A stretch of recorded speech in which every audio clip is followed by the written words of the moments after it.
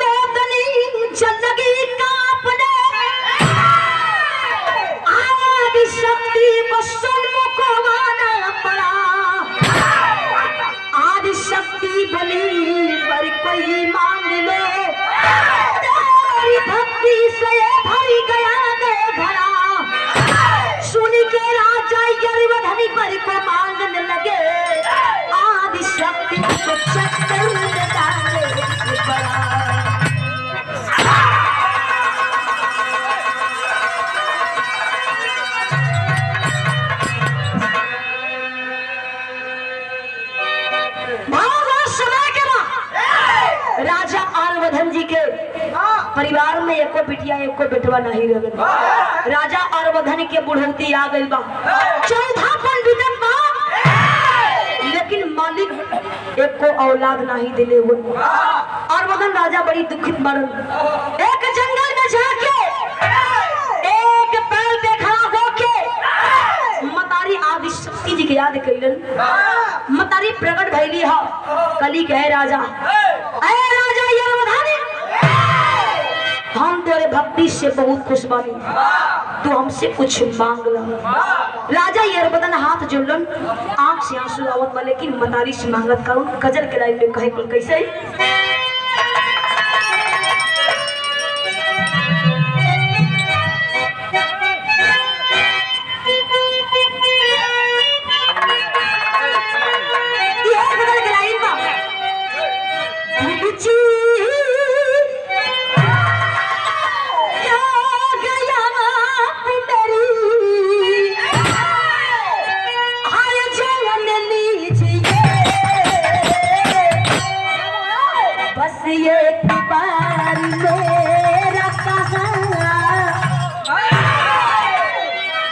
एक बार मेरा कहा मान लीजिए।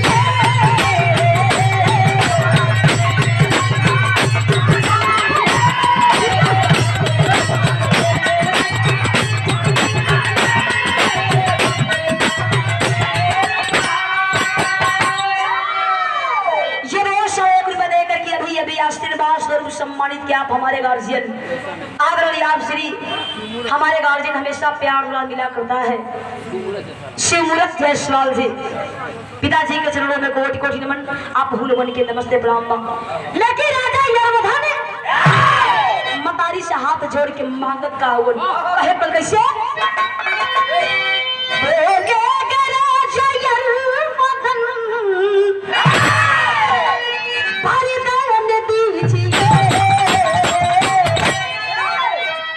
एक पुत्र की गई इच्छा,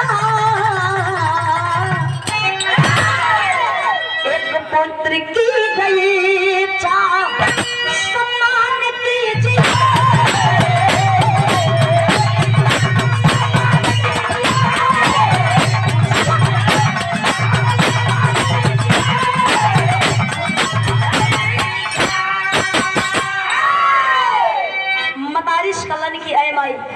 अगर हमके देवही के बा कुछ ना तोरी आशीर्वाद से कोनो चीज के कमी नहीं बा। ए माई अगर देवही के बना तो माई एगो बेटवा दे दो, हमारे पास से को औलाद नहीं बा। मतारी बड़ी खुश बाड़ी, कली कहे राजा यरवधन जाके के वरदान देत बनी कि 9वां महीना बीतते तोरे रानी के गर्भ से सुंदर बचवा पैदा हुई। मकारी वरदान दे के चलली हो। समय बीतल त भइल काम आकर जबरिस कहे पड़ कैसे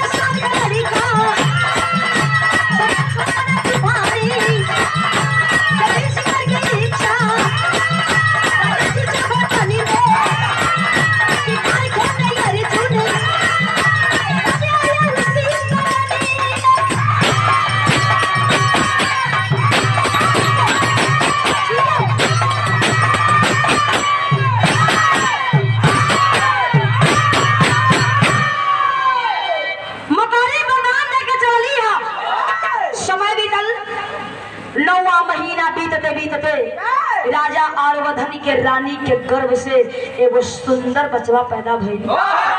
महल में सोहर गीत बधाई गीत लोग गावत बा। जा कहा जाले पत्थरे पर तू भी जाने दे। लोग सोचे पे मजबूर हो रही बाप रे बाप। वो राजा के बुढ़ौती आ गए लेकिन देखो बुढ़ौती में मालिक ये चौथा पन में मालिक माता रानी के कृपा से बचवा पैदा भइल। सदा कोई जय जयकार लगाओ पा। राजा और रानी मिल के वो बचवा के नाम लोग रखल आदित्य कुमार। और ये देखें ये सुंदर पुष्पहार दे करके और ये 1000 रुपए दे करके सम्मान किए गए स्वागत किए गए। बहुत सम्मान बहुत प्यार दुलार मिला करता है। पारिवारिक लगाव है आपसे हमारे बड़े भैया आदरणीय आप श्री अनिल जायसवाल जी महाराजगंज गाजीपुर के धरती से ये आपकी ओर से सम्मान आया है। चरणों में कोटि कोटि नमन। आप लोगों के नमस्ते प्रणाम। बच्चों का नाम रखा है आदित्य कुमार। सब आदित्य कुमार के प्यार दुलार मिले लागल। धीरे धीरे आदित्य कुमार 16 साल के हो गई। जब 16 साल के हो गई राजा के और न बुढ़ौती आ गई। दे संभरला मान के नाही बा लेकिन वही बुढ़ौती में गुरुजी वही बुढ़ौती में अपने रानी से कहन की सुना हम कुछ कहल चाहते हैं। का कह दो माकर गीत लागल गीत कौन बा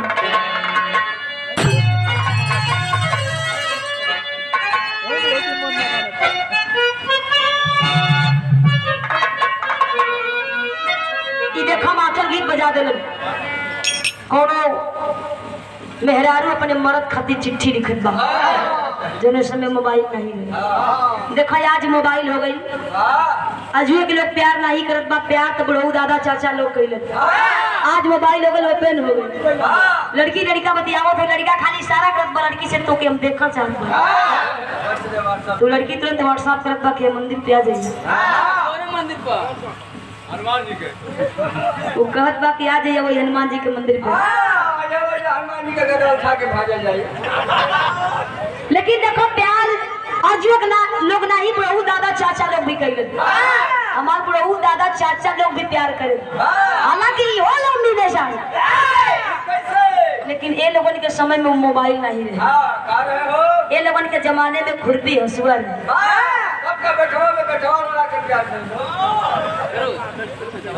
हम बतावत हैं बेटवा से बेटवा प्यार नहीं करे। ये लोग के जमाने में खुरपी हंसुआ रहे। ये लोगों के जब मिले के मन करे जब बतियावे के मन करे वही बुढ़ौती में दिखा कयार देख के जमीनिया पर लोग निशान बनावे के ही जाया जी यही रहर में रहो। हां मार पीट होई। कोनो मेहरारू अपने बड़ो खातिर चिट्ठी लिखत बा ओहत बा कैसे मास्टर रहल गए।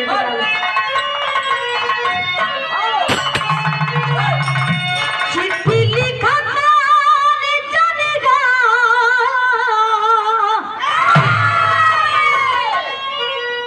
कितार बोल भेजता निचना प्यार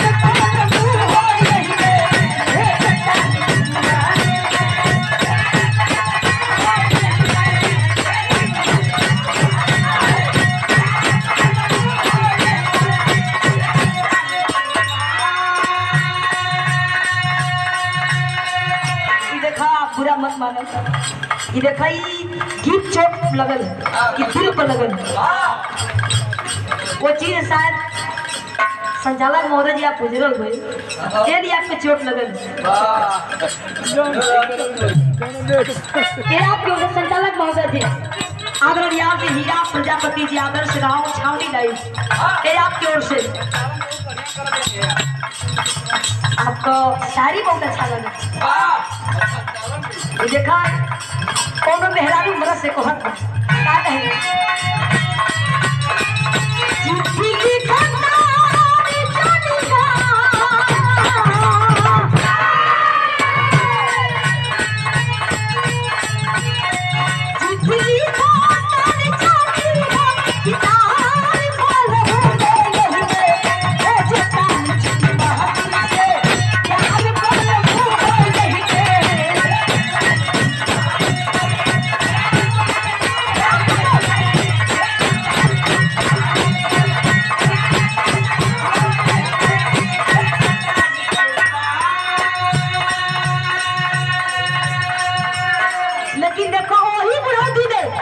राजा आर्वधन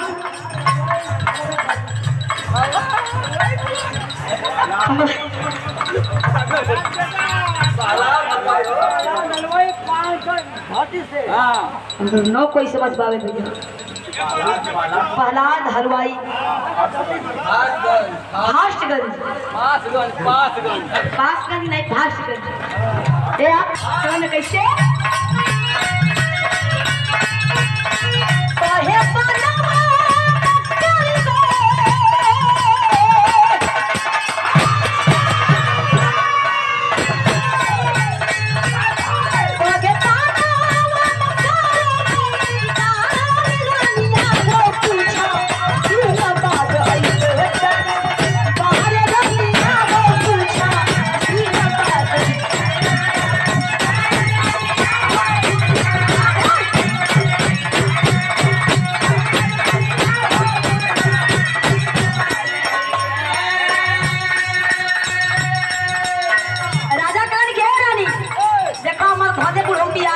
हम चाहत बने की शिकार खेले जाई बड़ा दिन भर शिकार खेले हम जात बनी शिकार खेले राजी एकदम आवाज बनी गली कहे राजा बुढ़ौती आकर कंट्रोल करे अली तुहार बुढ़ौती आ गई जय समहला मान के नहीं बजे यहाँ शिकार खेले राजा करण कहे राजी आज बुढ़ऊ करू तो कही दे फिर बुढ़ऊ मत कहिए देखो भैया आप बुरा मत आप लोग बना आज के जमाने में अगर बुढ़ऊ दादा चाचा लोग के बुढ़ऊ कही देना एकदम आग लग जाए मन का बिहार गई लेने जाए बुढ़ऊ दादा देही में जान नहीं रहे अब मुँह में दांत नहीं रहे अब कनिक बुढ़ऊ दादाजी के ओर से सम्मान आई पकड़ कहे बुढ़ऊ कर दू कैसे बुढ़ऊ कही दे दू मंचवा पर से कूद गिरा नीचे करण की लेकिन राजा करण क्या रानी तुहार बात ना मानो घोड़ा पर सवार भइल ना जंगल की ओर गए कहे पड़ी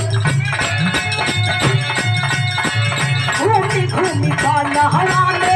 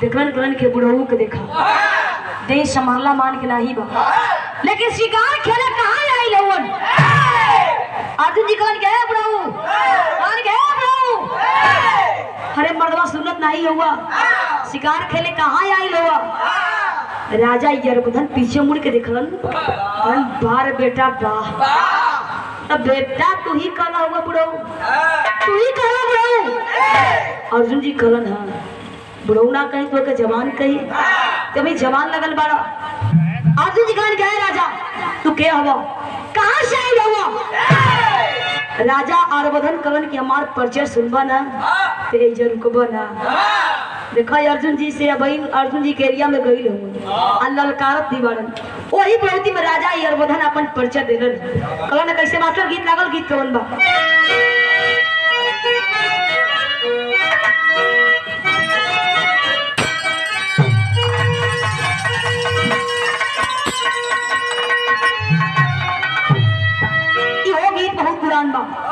कैसे मास्टर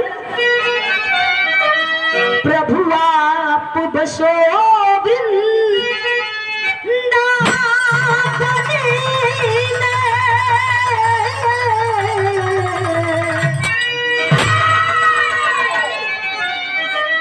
प्रभु आप बसो मेरी उम्र गुजर गई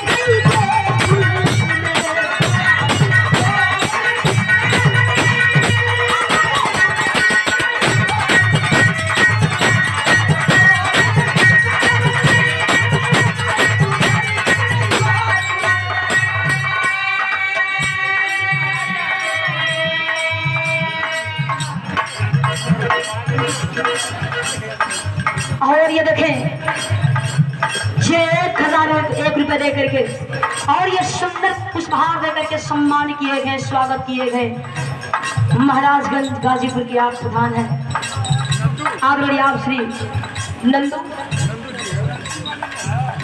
नंदू जी नंदू प्रधान जी ये आपके से सम्मान आया है मैं चरणों में कोट कोट नमन करती हूँ आप भूल बन के नमस्ते प्रणाम बा लेकिन बारे राजा आरवधन वही प्रवृत्ति में और दूसरी की ललकारत हो करण करण गए बेटा और खोल करके सुन ले कि हम कह हैं कहाँ से आए हैं करण कैसे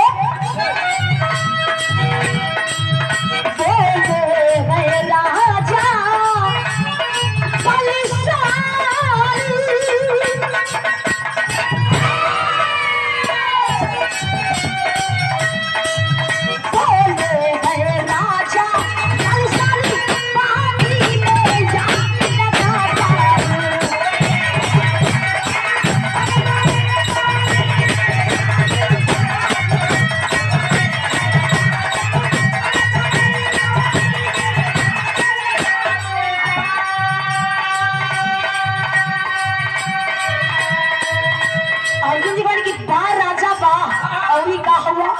तब राजा करण कैसे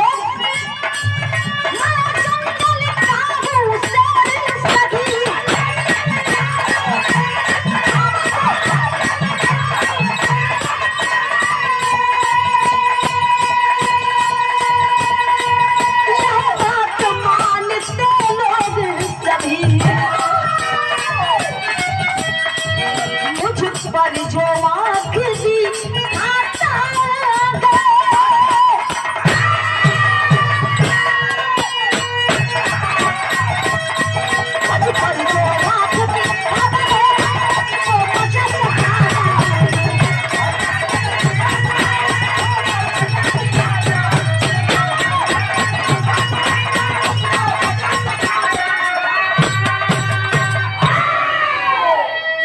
इतना राजा चिल्लात बोलन अर्जुन जी कहन कहे बुढ़ऊ अरे मर्दा आप चुप हो जा ऐसे ना मनाई तू जंगल के शेर हवा अर्जुन जी कहन कहे राजा तू कहाँ चीज हवा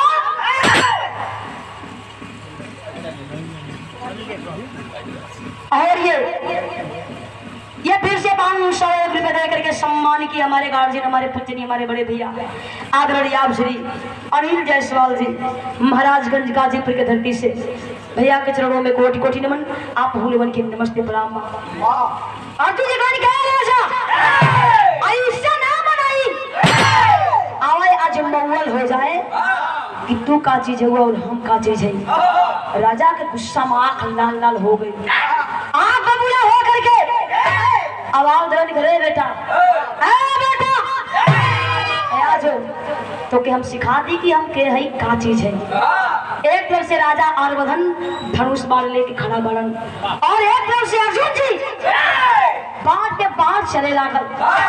अर्जुन जी के गुस्सा आई, कलन के बुढ़ऊ के सबक सिखावल बहुत जरूरी बा। अर्जुन जी गुस्सा में आग बबूला हो करके ऐसा बाण मरलन, राजा आर्वधन के मूड़ी कट गई, धार गिरल। यही के बाद यही छोड़ी हर महल के अंदर रानी राजा आर्वधन की रानी अपन 16 श्रृंगार को के आंगन में बैठल बाड़ी। राजा के जोहर बाड़ी मने मने सोचत बाड़ी की बुढ़ौती आ गई रहे, हम मना कैली कि आप शिकार खेले मत जाई। बुढ़ौती आ गई शिकार खेले गईलन ह। तब तक अचानक राजा आर्वधन के मुड़ी राजा आर्वधन की मुड़िया आके रानी के आंचल में गिरल। रानी देखली, अवाक हो गई, छाती पीट पीट कर रोए लगली, चिल्लात बाड़ी महल के अंदर। सब कोई झूठन लोगन के भीड़ लागल बा, छाती पीट पीट कर रोत बाड़ी। हम मना कर दे राजा मत जाई। उ राजा के कटल की मुड़िया कहे लागल कि ए रानी मत रोवा, हम बतावत बानी कि हमार हाथ कैसे भइल और के कइल। उ राजा के कटल की मुड़िया कहत बा कैसे विदेशिया में,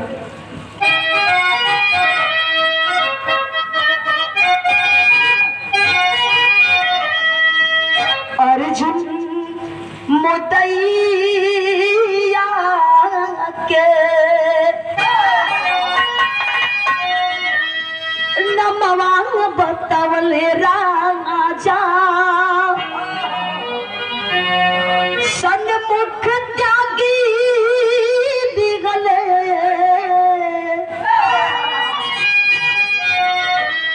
राजा जी पारा नवा। रानी रोवत बड़ी, महल लोग रोवत बा छाती पीट पीट के। उस समय वो आदित्य कुमार घरे नहीं रहल, कुछ नहीं करे सब खेले गई लेलन। तब तक एगो लड़का भागत परात के गई आदित्य कुमार के पास। अरे आदित्य अरे तू ऐसे खेलत ना, तोरे बाबू का मुड़ी कोई अर्जुन नाम की काट देले बा, तोर माई तोरे बाबू के मुड़िया लेकर रोत बड़ी। वो आदित्य कुमार भागत परात महल को राइल देखत बा कि लोगन की भीड़ लगल बा, हमार माई चिल्लात बा। सबके हटा के माई के पास गई और माई से कहत बा कैसे, आदित्य कुमार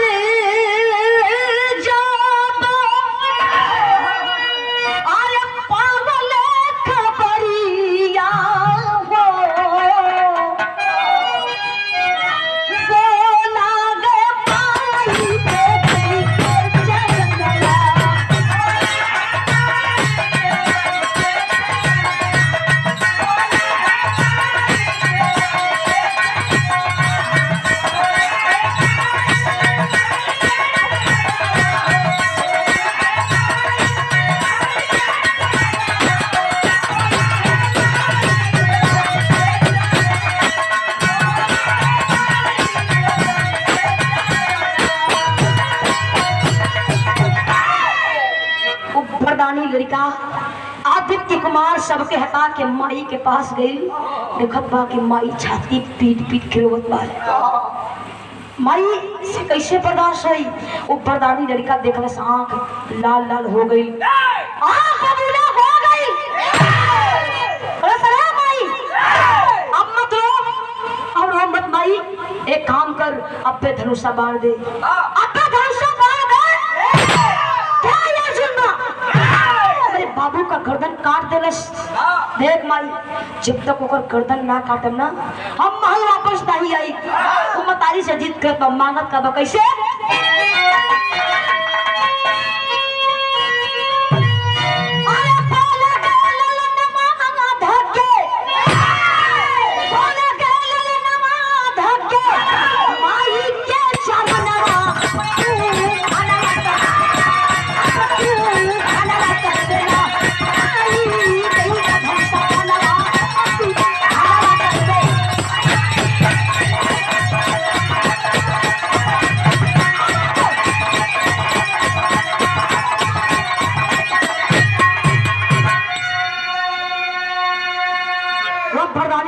कहे लगल करे माई अब बर्दाश्त नहीं होत बा, हमें बे धनुषा बाढ़ दे।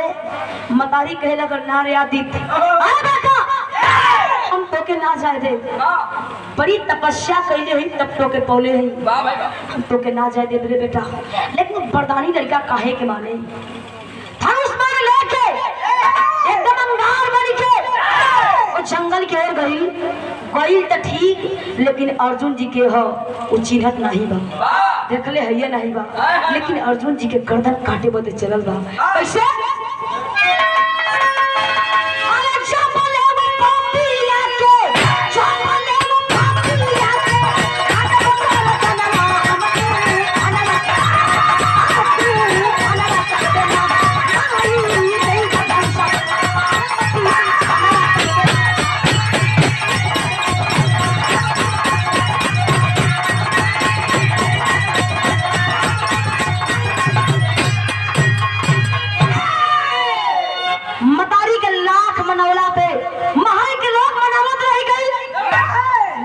बरदानी लड़का नाम मानल धनुष बाण लेके वो जंगलवा में राजा द्रुपद मिलन देखलस जलस के हे अर्जुन हुवन, रास्ता रोक लिया और लड़का करके मार दिया। कहा के हे अर्जुन चाहती तबियत वर गर्दन काट देती, लेकिन बस इतने बतावा हमारे बाबू का गलती का रहा, हमारे बाबू का गलती क्या लगे अकेले पौले मेरे बाबू का गर्दन काट देला तो ही अर्जुन हुआ। द्रुपद राजा सुनलन और लड़का के गुस्साई देखलन, गुस्सा में अरे बाप रे बाप ये लड़का अंगार बा। द्रुपद राजा के कान खड़ा हो गई, कौन करे लड़का लड़का होश में बोल, होश में। अर्जुन अर्जुन कैले हुए अर्जुन जी के देखले हवे अलस कहे राजा अगर देखले होती ना इतना देरी नहीं करती, तुरंत गर्दन काट देती। राजा कहने की बार बेटा बा बड़ा मात्र 15-16 साल के आई ऐठन इतना बा, लेकिन बोलत बहुत राजा एक बात बोला न टेरी में कहे पर कैसे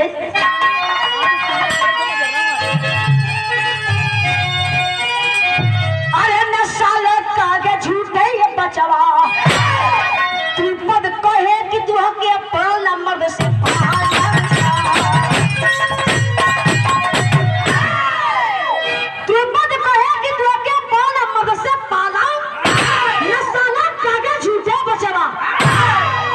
ओके आग पहले ही से लागल रहे, दूसर का आगे राजा लगा देले कि नसाला काहे झूठे बचवा।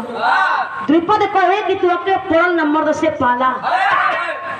आदित्य कुमार कहे लागल के राजा तुम्हारे नजर में हम लड़का लगत बनी, तू हमके लड़का समझत बाड़ा, आवा या जमाना कि का चीज है। द्रुपद राजा कहनी के लड़का के सबक सिखावल बहुत जरूरी बा। धनुष बाण लेके खड़ा हो गइलन, आई तनिको ना डराई, धनुष बाण लेके खड़ा हो गई। तैयार राजा कहत कैसे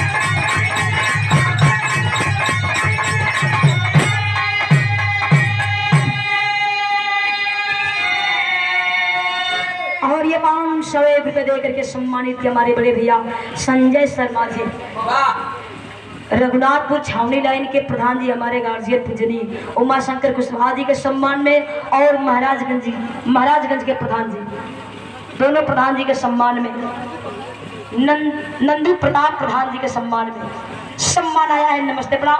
आप हुलवन के नमस्ते प्रणाम बा। और जंगलवा में द्रुपद राजा के पिठिया पचौड़ के कहत बा कि है राजा आखिर अर्जुन कहाँ मिली है? तब तक वो जंगलवा में पांचों भाई अर्जुन, भीम, नकुल, सहदेव और धर्मराज जी वही रास्ते से कई लोग जाते रहे। तब तक भाई का कहे के पड़ल धर्मराज, नकुल, सहदेव तब आए पारी पारा हो, उसी पेड़ में सबको बाधा चला न कोई कचारा हो। अर्जुन भी चल गए पार धराई दुनिया जाने ले, भीम के पट के सोया पर लटकाई दुनिया जाने ले।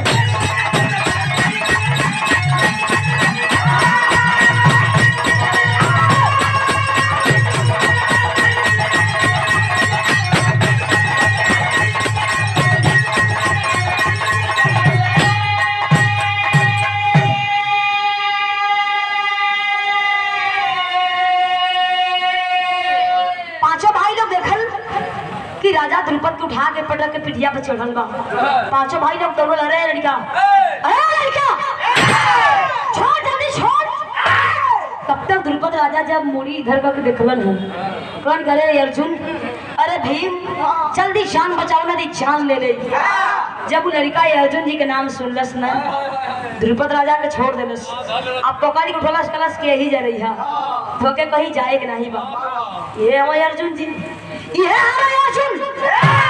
ए भैया वही जंगलवा में बहुत विशाल बरगदे के पेड़ रहे, और वही बरगदे के पेड़े में, वही बरगदे के बरोही में पांचों जना उल्टा लटका के बंधलस। जब बरगदवा पुरान हो जाता बरोही आवेला, वही बरोहिया पांचों जना उल्टा लटका के बनलस पांचों भाइयन के, और जंगलवा में कैलस का आल्हा ने कहे के पड़ल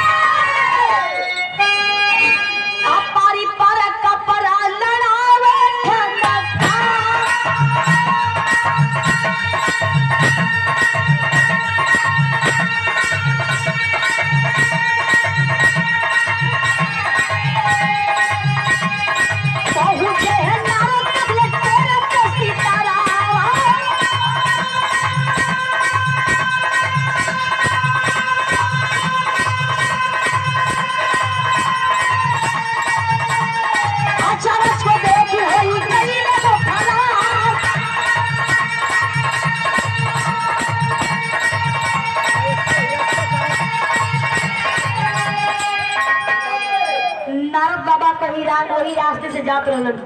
इ पांचों जना के पकड़ी के ही पेड़वा में बंधले बा, और उल्टा लटका के बंधले बा, ताक ताक मुड़िया लगावत बा। पांचों के पांचों जना चिल्लात बोले,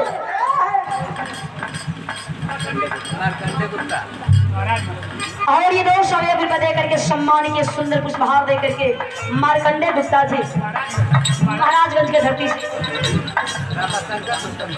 और ये सम्मान के दो शौर्य भी दे करके सुंदर पुष्पहार दे करके रामाशंकर जी महाराजगंज के, रामाशंकर विश्वकर्मा जी महाराजगंज के धरती से ये आपकी ओर से सम्मान आया है। नमस्ते प्रणाम। नाम बाबा कहीं जात रहलन, देखलन अरे बाप रे बाप, ये जंगलवा में कौन मदारी होत बा। मात्र 15-16 साल के लड़का आई पांचों के पांचों जना उल्टा लटकौले बा। जहां नाथ बाबा के जाए के लोइया ना गइलन कैलाश पर्वत पर जाके भगवान भोलेनाथ के पैरवा पकड़ के कहे लगन कैसे, तो हाथ के पाया भी सर कहे चाहता ना,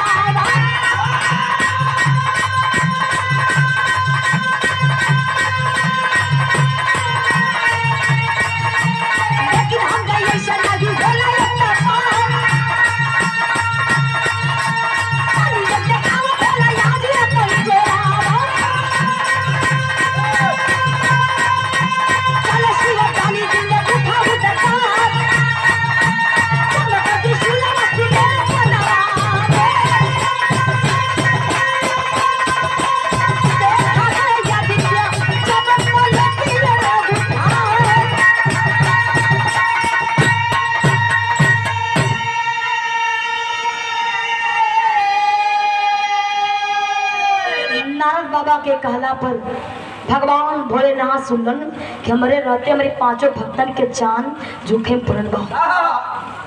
भगवान देरी नहीं कैलन, भगवान भोलेनाथ देरी नहीं कैलन, अपन त्रिशूल उठौलन ह, जटा फरौलन ह, जंगल क्यों निकलन। जब जंगलवा में गइला त्रिशूल के चमचमाहट पांचों भाइयन के नजर पड़ल। कौन करे बारे मालिक बा, मारे दुनिया के दाता भगवान भोलेनाथ जी।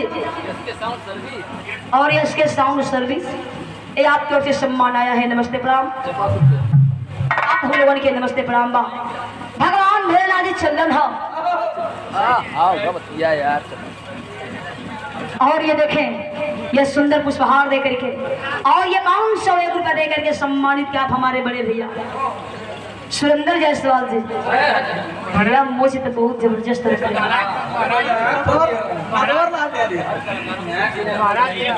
हर कलाकारों का आप सम्मान करते हैं हमारे बड़े भैया सुरेंद्र जायसवाल जी, गाजीपुर महाराजगंज के धरती से। और ये 201 रुपये दे करके सम्मानित आदरणीय आप श्री मानवेंद्र यादव जी कुर्था के धरती से ये आपके ओर से सम्मान आया है। नमस्ते प्रणाम। भगवान भोलेनाथ जी त्रिशूल लेकर चलन है। जब पांचों भाइयों की नजर पड़ल, जब लोग देखल लोग चिल्लाए लगे मालिक, पारी परा कूलो जाने चिल्लाए लागल लोग। पांचों जना गुहार लगल करे मालिक आए दुनिया के दाता भगवान भोलेनाथ जी जल्दी जान बचाई मैं तई लड़का जान ले ले। लड़का जब भगवान के देखलस, भगवान भोलेनाथ के देख ठठाक हंसे लागल। कलश की बुढ़ऊ पांचों के पांचों जन है ना मोटे मोटे अब बुढ़ौती महिला ये लगन के जान बचावे। हम तो कहत बानी कि अपन जान बचा के लेके भागी यही भलाई बा। अब वो लड़का भगवान के बीच चैलेंज देत बा, भगवान के बीच चैलेंज देत बा। कहत बा कैसे खड़ी कलाई में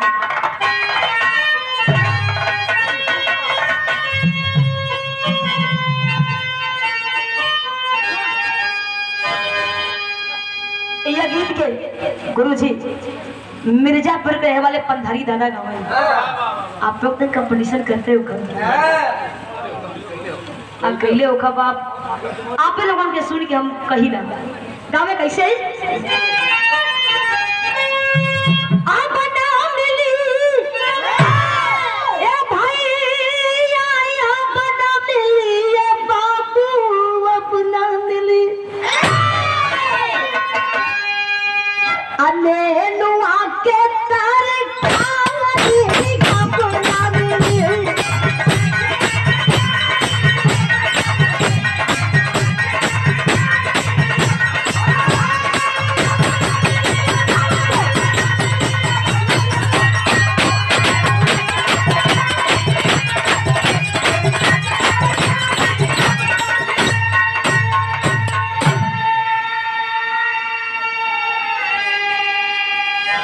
लेकिन देखा वो मात्र 15-16 साल के लड़का वो पता नहीं लड़का भगवान के भी चैलेंज देत बा। कहत बा कैसे त्रिशूल का चमकावा लड़का देखा बस सतवा समर जीवन भोला आई के दिलावा।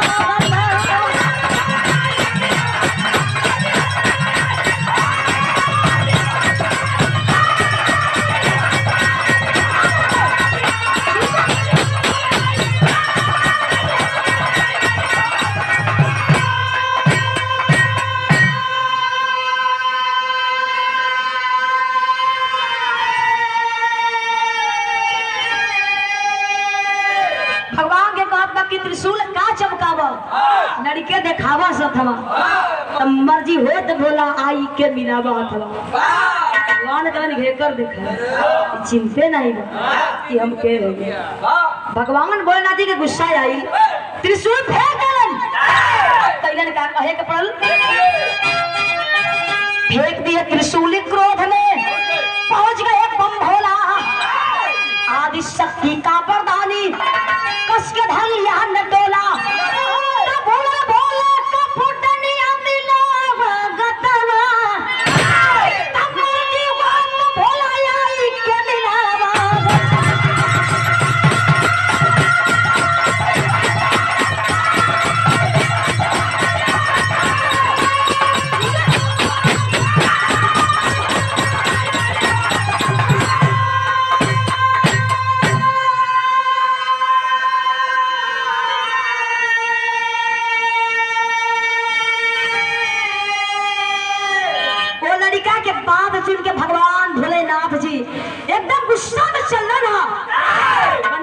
पकड़ के उठ दे अगर ऐठा भुला जाए।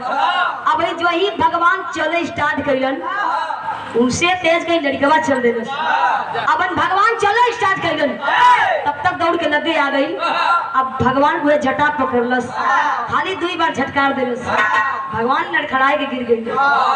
फिर वह झटा पकड़ के उठौलस तखिया में दाब लेस कलस के बोला तू ही हम दुनिया के दाता।